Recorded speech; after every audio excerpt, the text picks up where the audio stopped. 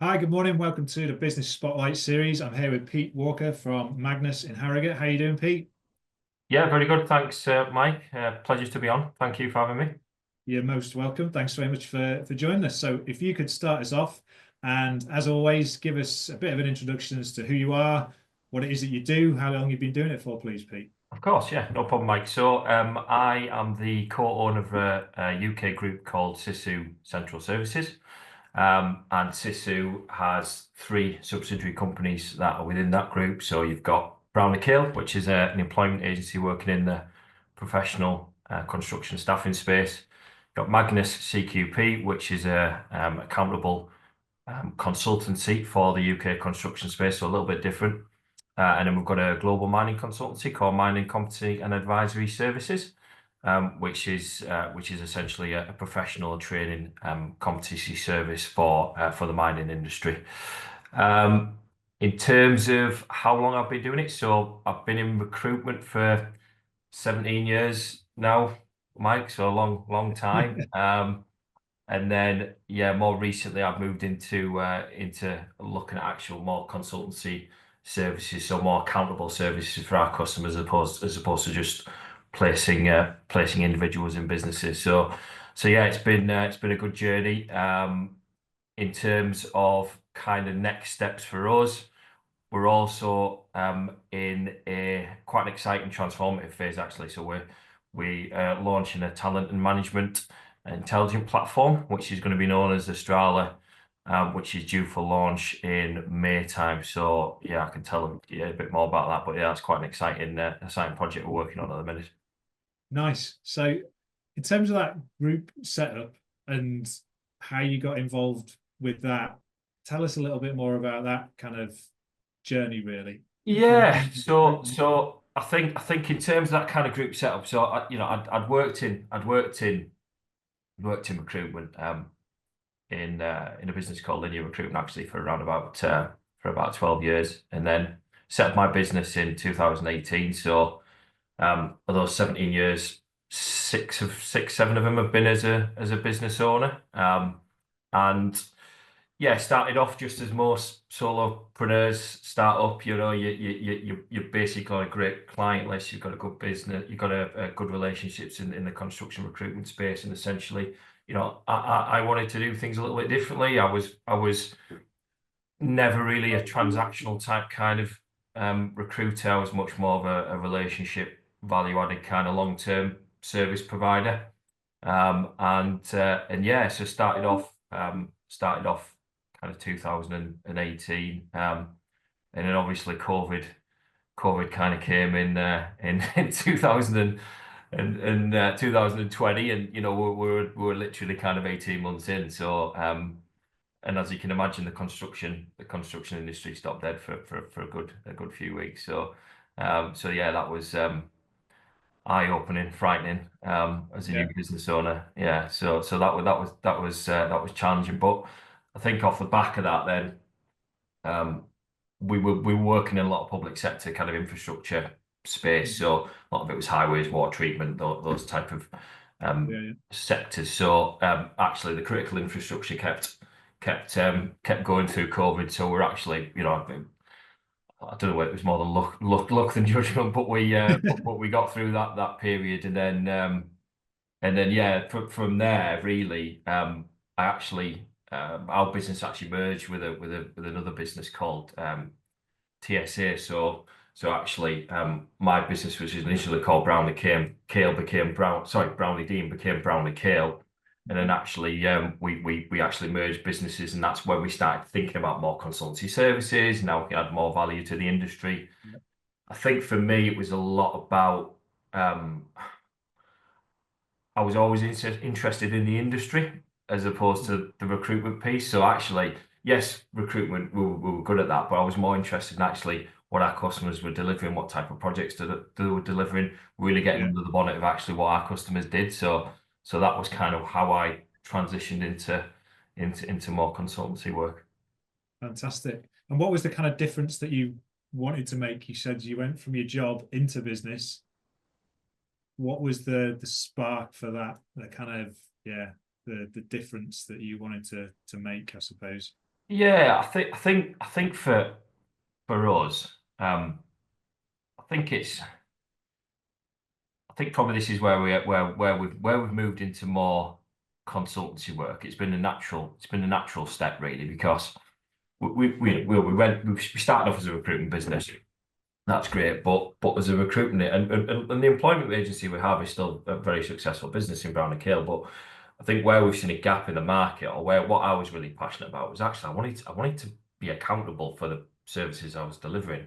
I think the challenge you've got in the recruitment industry is that you only ever place the person to then go Yeah, into the business, and then so if you look at the traditional temp recruitment model, mhm. which we do well a lot of, by the way. So it's very you place a temp, and that temp is then um, in control. They're controlled by the end Yeah, client, the end customer. Whereas when we've moved into more consultancy piece, I think the thing that was really kind of um, that I was passionate about really was actually delivering more accountable services. So yeah, so difference where we've developed actually our consultancy services within Magnus, for example, is that Magnus actually takes accountability for the performance of the people we oh, supply okay. because we're a Yeah, consultancy, we're not an employment business. So yeah, actually, what we've developed is we've got a network. We've got a 20-year network of in construction recruitment, but we've twinned that with the accountability of a consultancy. So obviously we can then drive the performance of the individuals we supply and yeah, such like. yeah. So yeah, that was where the kind of that was where the passion always kind of laid for me essentially. Nice. That's a great, I suppose, opportunity, kind of full circle and hitting, yeah, a passion that you've got at the same time. So, what has been the business journey like for you? There's a few things that's gone on there in the 6 years or so. Yeah, yeah. I Just in mean, one word, you could describe it and then yeah. I explain think I think further. in terms of that journey, I think there's a real kind of think if I think about strategy in business, basically, I think pre-COVID. I was always thinking about, right, okay, so that's where we're headed. This is the strategy. It was quite clear. And then I think post COVID really, I think strategy sometimes in business is like walking in the night without a torch. To be fair, post COVID, especially in the construction industry, because Right, yeah. I think if you look at especially in our industries that tight profit margins, you've had big inflationary pressures. Mm. You've had, you've had cost of materials sky high.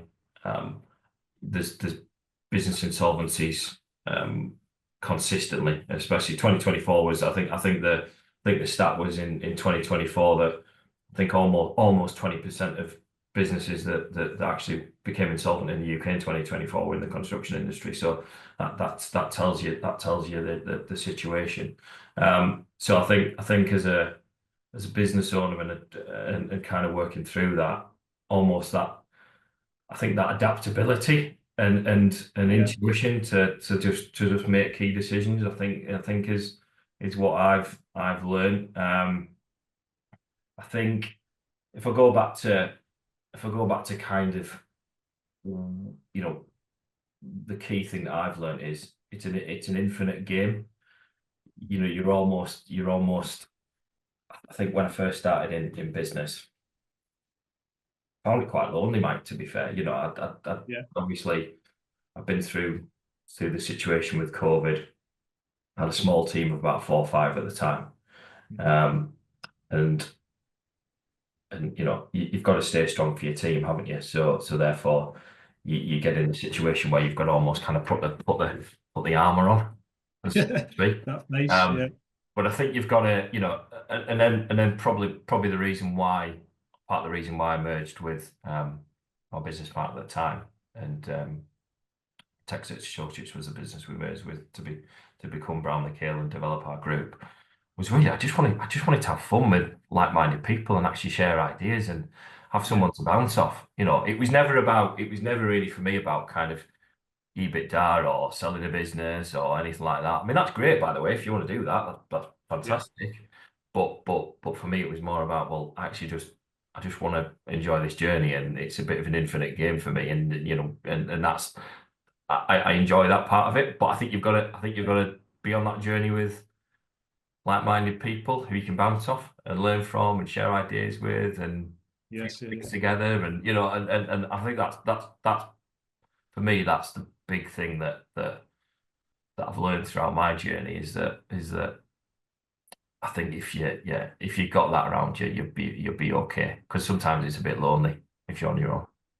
Definitely has been lonely being a business owner, especially if, yeah, you're the, obviously the head of the company, Yeah. and you have to put on that armor, as you say.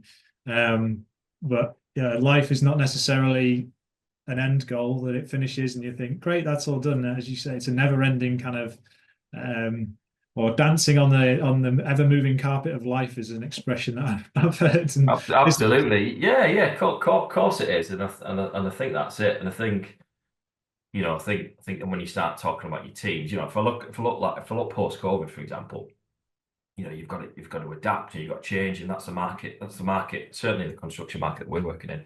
It's very, very volatile. So we've been working in this VUCA environment almost, but then you've got to then think about how that impacts your teams. Because, for me, I was running a team of 4 people, and that, within the group now there's 20 people. So it's kind of when you're looking at it, you're thinking, right, well, actually, how do I then, that adaptability and change, sometimes people don't react well to that. It's quite yeah, difficult yeah. business. So then you've got to think about, well, how do I deal with that empathetically? Mhm. How do I kind of keep it where we're making inclusive decisions, inclusive decision making. So there's lots of kind of connotations, Huge learning challenges that curve. you come up with. Yeah. So how did you cope, or not cope, or adapt to that, and I suppose grow as a person, as a leader, as a business owner? Yeah, I think you've got to I, I think to be fair, that's a good question. Um, I think you're just always learning. You get you like listen, but I've made plenty of mistakes, and you've just got to you've got to keep pushing forward. And SISU, actually, the name SISU it stands for it's a Finnish word for resilience. Mhm. Um, Nice. resilience in the face of adversity, actually. So Yeah. I think that's a big part of it. But I think you've just got to you've got to just remain adaptable. You've got to have good people around you. Um, you've got to understand when you know you've got to understand when you may be wrong, and you've got to listen, and you've got to Yeah. you've got you I think you can't. I think if you go into business thinking you're always going to be right and you're always the only way, then Yeah. you're gonna fail pretty quickly. So yeah, that would be my advice. Great. And is that adaptability, is that the biggest lesson you've learned? Is there anything else? Um, I think for us, like so, I think that the key thing for me is I think innovation as well. Mm. Yeah, yeah. You've got to keep innovating. If you look at how we've kind of developed our businesses. So, I mean, if you'd have told me when I first started, I'll be actually running a construction consultancy business that essentially delivered. So we have a team of consultants that are not recruiters, they're from industry that Yeah. essentially go out and deliver scopes of work and services for our customers, and we take on accountability for the performance of that. I would have been like, well, hang on a minute, that's contracting. Blow I'm your a mind. recruiter, but actually, I was always interested in that because I was really close to Yeah, yeah. industry and interested in the in really collaborating with my network. I think really is probably the word I would say. But going back to full circle, that's about innovation because the market changes. So, you know, one thing that we're doing with Australia, for example, so Australia is going to be our competence and intelligence and talent management platform. I think going back to the recruitment piece is that I think actually recruitment's really going to change in the next few years with the rise of AI. Yeah. And your traditional your traditional kind of model of recruiting where you're just hiring off CVs and keywords and job boards. I think that's gonna be broken down. And I think there's something more meaningful there that can be done with AI. I think if you look at AI at the minute, it's very it's everywhere, but it's really I think it's very productivity and efficiency focused. Whereas actually what we're building is something a little bit more meaningful, where actually it's deeply human, but also deeply AI, because we've put our insights into our Yeah, platform. So I think just innovation for me is a big one. Yeah. fantastic. So you mentioned about the future with your innovation there. What do you see as the future looking like for you, as far as you can see it? I mean, I know with various things like pandemics and wars, you can't predict, but yeah, how does Yeah. challenges and opportunities for you? Yeah, I think for us, so I think with Mag, so if we probably focus on Magnus, I think Magnus is a big education piece there to be had. So I think that's a challenge for us. So Magnus is in a real growth phase at the minute. It's still a very new business. So we've got an education piece out to the industry at the minute where it's like actually there's a different way of if you want to bring in a team of people to deliver your project, there's actually a different way of procuring it here. You Yeah, actually you don't have to go to a recruitment agency and they and get a temporary worker in and manage them. Actually, you can outsource this to a consultancy and they can yeah, actually manage the quality, performance, building performance metrics. There's a different piece there. There's a whole education piece around that. So it's about accountability, but the education is that actually businesses then need to collaborate with a business like Magnus. It could be any other business, but a business like Magnus, there needs to be collaboration and partnership early on in the process, because mhm, recruitment is quite reactive. It's like, oh, I need an engineer like next week. You ring an agency and get an yeah, engineer, but it's like, well, yeah, you know what you're getting? What type, what, yeah, what's yeah, the project? What's the scope? So it's all, so I think the education piece of Magnus is around actually early engagement and a different way of procuring people resource essentially. So I think the future of Magnus is about growth, and that's probably the challenge. And then really for us, Mike, it's about building our competence and talent management platform at the minute. So we are so our landing page. So it's conceptual at the minute, but it's in build process. So our landing page goes live on the 1st of March, which is Monday. I think 3rd of March, sorry, Monday. And then the actual product, so the platform, and they'll be built from around about May time this year. So at the yeah, minute, it's just about growth in terms of getting users active, getting high potential hiring companies, managers actually interested in visiting that landing page. So that's really the key for us. It's about that future growth. I think the challenges around that is we're in a testing and learning and iterating phase. So yeah, um, Brownlee Cale and Magnus are going to be the early adopters of the platform, so we're testing that. But bit of a plug, we're looking for early adopters to come and kind of sign up and test the platform and see how it works. So all I would say is if anyone's listening, sign up to the landing page yeah. and keep in touch with me, and we can talk about that. And just for clarity, what kind of companies are you looking to have test? Yeah, so it's initially in the construction space where we're testing. So it could be main contractors looking to um, build teams. It could be it could be smaller contractors. But essentially any companies in the construction space that hire professional staff is what we're targeting initially as the minimum Yeah, viable product that we're working on. Yeah. brilliant. So in terms of just kind of reflecting and summarizing what we've covered, you talked about adaptability, innovation, and then a sort of passion for I suppose finding your purpose in the business for what you do, or going and exploring something that resonates with you in your, I suppose, in your heart, I guess, for Yeah. kind of going into the consultancy side of things and having more interest in a certain part of the business. if you were to give yourself a piece of advice, you did mention advice earlier, but if you were like going back to 18 years old and seeing yourself, what would that piece of advice be, knowing what you know now? Yeah, good question. I mean, we've probably covered some of it, but I would say for me, if I was going back into probably starting business again, I think I was too proud initially. Yeah, I think pride is a dangerous thing in business.